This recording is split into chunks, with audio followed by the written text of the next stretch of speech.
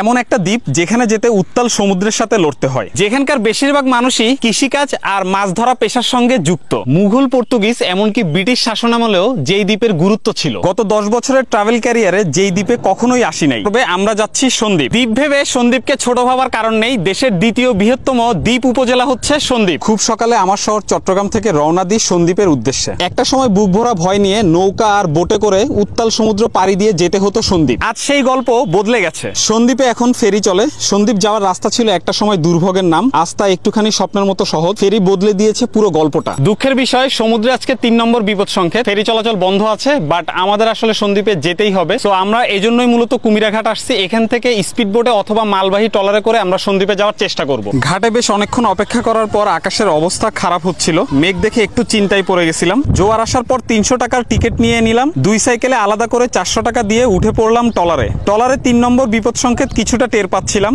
এক রোমাঞ্চকর অ্যাডভেঞ্চারের সাক্ষী হচ্ছিলাম। প্রায় 1 থেকে 1.5 ঘন্টা সময় লাগবে সন্দ্বীপ পৌঁছাইতে। Welcome to Sandwip. সন্দ্বীপের অবস্থান বাংলাদেশের দক্ষিণ পূর্ব উপকূলে, চট্টগ্রামের অংশ হলেও এটি মূল ভূখণ্ড থেকে আলাদা। ঘূর্ণিঝড় এবং জলোচ্ছ্বাসের প্রভাবে কিন্তু দ্বীপটি হুমকির মুখে, তবুও এখানকার মানুষ স্বপ্ন নিয়ে বেঁচে আছে। এই মুহূর্তে আমরা আছি গুপ্তছড়া ঘাটে। গুপ্তছড়া ঘাটের ম্যানগ্রোভ বন দেখলে মনে হবে সুন্দরবনে আছেন। সন্দ্বীপের লবণ শিল্পের ইতিহাস কিন্তু বেশ সমৃদ্ধ। একটা সময় কিন্তু এই দ্বীপের উপকূলবর্তী এলাকাগুলোতে প্রচুর লবণ উৎপাদন করা হতো। এখানকার মাটি আবহাওয়া কিন্তু লবণ উৎপাদনের জন্য উপযোগী। বর্তমানে সন্দ্বীপের লবণ শিল্প নাই বললেই চলে। সন্দ্বীপে একটা সময় জাহাজ নির্মাণ কারখানা ছিল, যা এখন আর নেই। অতীতে সন্দ্বীপের জাহাজ নির্মাণ শিল্প কিন্তু বেশ বিখ্যাত ছিল। তবে বর্তমানে কুমিরাঘাটের আশেপাশে জাহাজ ভাঙার কাজ দেখা যায়। বলা হয়ে থাকে বিনয় সাহার মিষ্টি সন্দ্বীপে বিখ্যাত। স্থানীয়রা একে বিনাশার মিষ্টিও বলে থাকে। দক্ষিণ সন্দ্বীপের শিবের হাটে এই মিষ্টির দোকান অবস্থিত। স্থানীয় মানুষ ছাড়াও কিন্তু দূর দূরান্ত থেকে মানুষ এই মিষ্টির স্বাদ নিতে আসে। আমরা এখন আছি সন্দ্বীপের জনপ্রিয় বাংলা বাজার ফিশারি ঘাটে।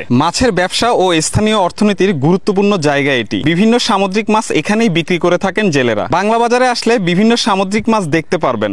সন্দ্বীপে আসলে কিন্তু প্রচুর মহিষের পাল দেখতে পারবেন। বিশেষ করে ভাটা শুরুর সময় কিন্তু মহিষের পাল বেশি দেখা যায়। এই মুহূর্তে আছি রহমতপুর বিচে, কিন্তু এই বিচের আসল সৌন্দর্য দেখা যায় সন্ধ্যার সময়। যদিও আজকে 4টা বাজে আমাদেরকে ফেরি ধরতে হবে, তাই আমরা সন্ধ্যা পর্যন্ত এখানে থাকতে পারবো না। ফেরির আগেই আমরা ঘাটে। ঠিক 4টায় ফেরি আসে। মোটামুটি 1 থেকে 1.5 ঘন্টা সময় লাগবে ফেরিতে পার হইতে। এই পারে এসেই পড়ি মহা বিপদে। এক পাশে সূর্যের সুন্দর বিদায় আর অন্য পাশে পাহাড়ে মেঘের গর্জন। ধরেই নিছি নামবে বৃষ্টি। প্রথমবার সন্দ্বীপ ঘোরার অভিজ্ঞতাটা কিন্তু দারুণ ছিল, থ্যাঙ্কস টু স্থানীয় ভাই ব্রাদার। স্থানীয় ভাইরা থাকায় আমরা খুব সহজে সন্দ্বীপটা ঘুরতে পারছি এবং ইনশাল্লাহ শীতে সন্দ্বীপে একটা ক্যাম্পিং করব।